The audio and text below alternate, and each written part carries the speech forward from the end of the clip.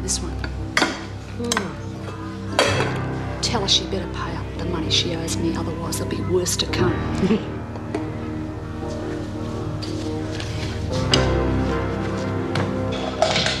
All right, Birdsworth, be quick and no talking. Hello, I'm Lizzie. Hello.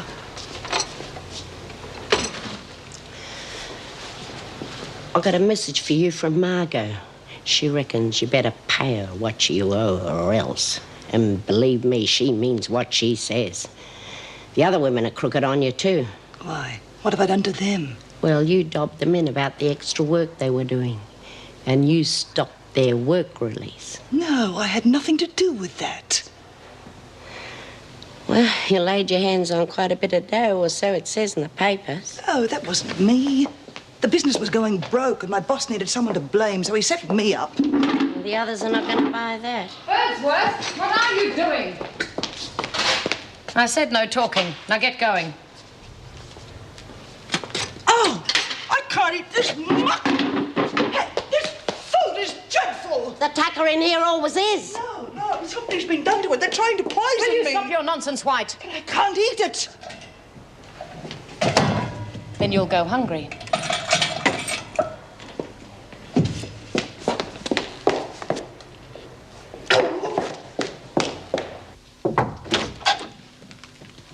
Hello. I'm Meg Jackson. I'm Miss Forster. I hope you're going to like working with us. I've brought you some files on prisoners that you may need to be conversant with. Oh, put them over there, dear, somewhere, will you?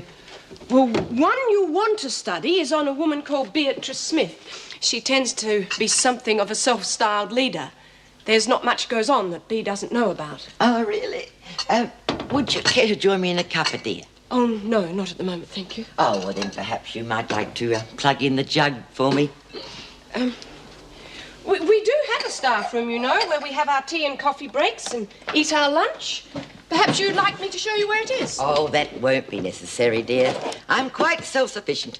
I bring a packed lunch every day, and I have my electric jug and my tea bags. Wouldn't you like some company? Oh, no. I've got plenty to occupy my mind.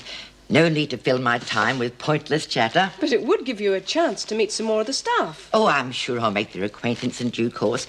As I say, you're quite welcome to join me in a cuppa.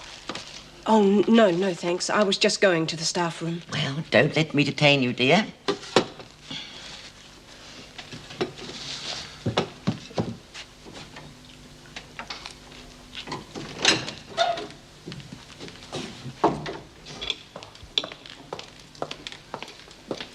We're going to have our hands full, I think. How do you mean? With Kay White. You should have heard her carrying on when she got her lunch. Yeah, I can't say I blame her. Good thing we put her into isolation, though. In my opinion, she should be in the psychiatric ward. Listen, what do you think about this new social worker? Well, I don't think much of them at the best of times, but this one seems a far cry from Paul Reed. Yeah, you can say that again. I noticed she had you at her beck and call. Well, somebody had to give her a hand. She had a lot of stuff there. So I noticed. You'd think she'd come to live. You ought to see her office. Books, pot plants, knick-knacks all over the place. Seems to me like she could be in her dotage. No, she seems pretty bright. I don't think anyone could put anything over on her. Well, I hope the women here can't.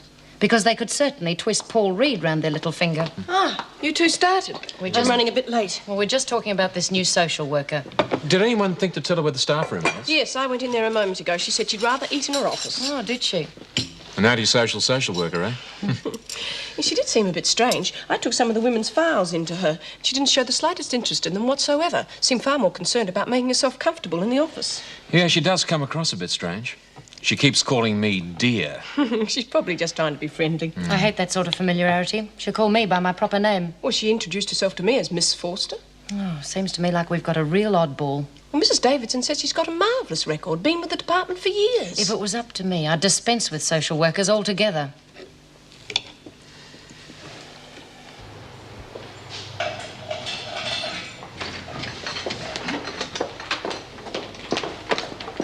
I couldn't eat this.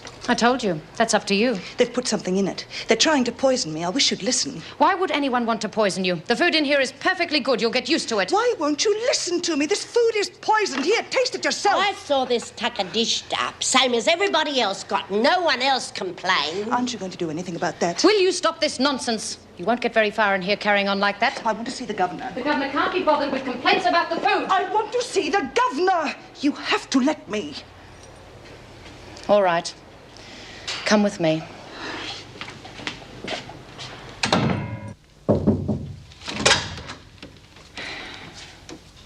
The new prisoner White wants to see you. Is it important? I don't think so. It's about the food. All right, I'll see her. In here, White. You have a complaint about the food. There was something put in it. What do you mean, something? I don't know. The women are out to get me. They've put something in my food. I know I warned you the women may be against you, but don't you think you may be jumping to conclusions now? No, I am not. They're trying to poison me. Why won't anyone listen to me? Did you taste the food, Miss Bennett? No, I'm used to the prisoners complaining. Where is the meal now? I had it sent back to the kitchen. I see. All right, White, I'll look into the matter.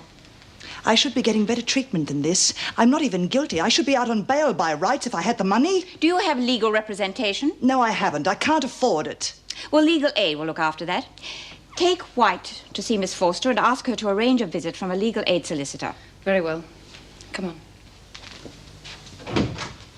Oh, and Miss Bennett, I shall be out for a short while. You get your money.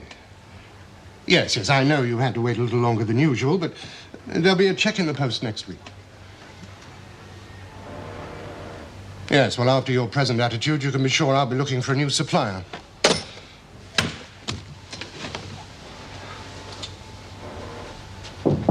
Come in. Eric. I thought it better not to ring. There's always the possibility of being overheard at Wentworth. Well, it was good of you to come. Do please sit down. I'm going through absolute hell. My creditors are hounding me and my staff are leaving me like rats deserting a sinking ship. Oh, I'm sorry, Andrew. I wish I could help, but... Well, I'm in a little difficulty myself. How do you mean? Because of me? I had a visit this morning from Ted Douglas from the department. He's a good friend. What are they trying to do to you, Erica? There's going to be an investigation as to whether or not I knew you were offering the women non-government work. Frankly, Andrew, my job could be on the line. Oh, hell. It's all my fault. Is there anything I can do? I was forced to deny there was anything more between us than a business relationship. It's important the inquiry doesn't reveal otherwise. Well, you know I won't do anything to jeopardize your position. I know. Of course, this means I won't be able to see you again. Well, everything else has gone bad for me. Why not this?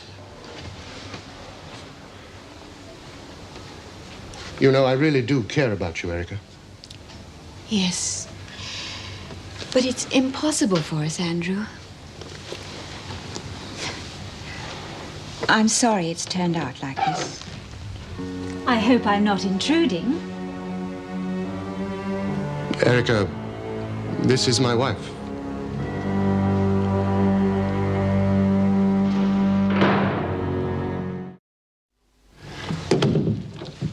Why didn't you tell me you were coming back today? I thought it might be a good idea to catch you on the hop. And obviously it was. What are you talking about? Well, I did find you being consoled in your troubles, didn't I? Mrs. Davidson is a business acquaintance, and that is all. Now, don't try to make anything out of it, Julie. Well, it's a good thing I came back when I did, considering the mess your ineptitude has got the business into. It's not my fault we were robbed. According to the papers, Kay White tried to return the money. Now, why the hell did you have to make such a big fuss out of it? You could have just taken the money back and sacked the woman. If you'd used a little forethought, you could have avoided this whole ugly situation. You never face the reality of things, do you, Julie?